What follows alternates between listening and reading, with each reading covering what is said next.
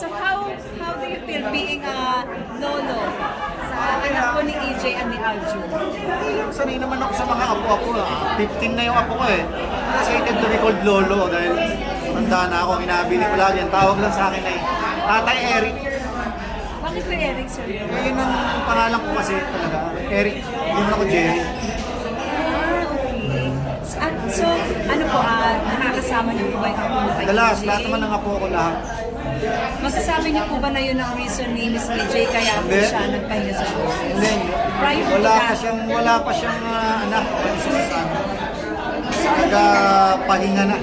so ano po nakikita niyo sa kanya? Nag-enjoy po ba siya sa private Mas life gusto niya niya? yung ganyang buhay, tahimik lang. Hindi naman kasi napag-makeup yung bata niya.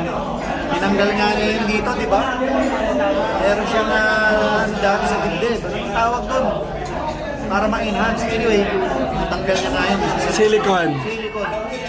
Kasi sanay sa ganun.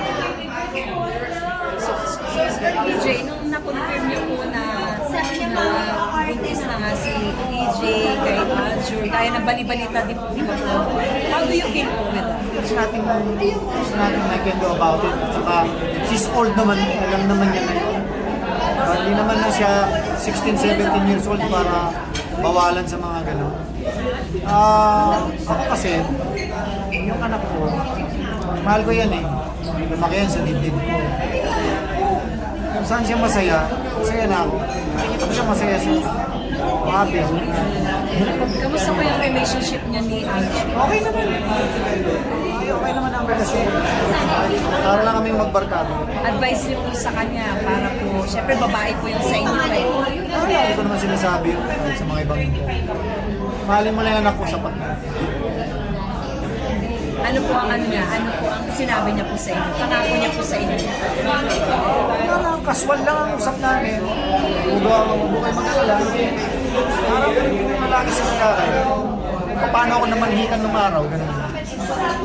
Nabiri niya yung sinabi ko nung araw sa magulang niya sa akin. Huwag kayo mag-alala. Alagaan ko yung anak niyo.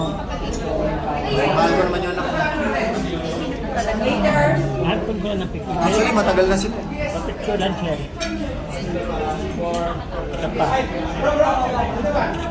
Thank you. Congratulations. Advice niyo po sa pagsasama niyo. Sa pagsasama niyo, alam mo, ang buhay yung mag-asawa, pagsasama. Although hindi pa sila kasal. Give and take lang yan. Give and take, tsaka lawakan yung pag-unawan. Lalo na sa babae. Actually, ako naniniwala ako nagdadala ng relasyon lagi yung babae.